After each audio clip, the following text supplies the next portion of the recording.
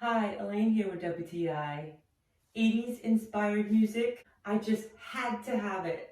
As you can see from this example, that this is a pretty good material. It's not flimsy. It's very nice quality.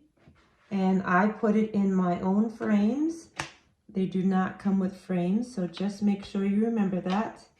And they are true to size, exactly what was mentioned in the description. They look magnificent behind a nice piece of glass. So just to show you the colors, the red is really bright and vibrant. I just love these things.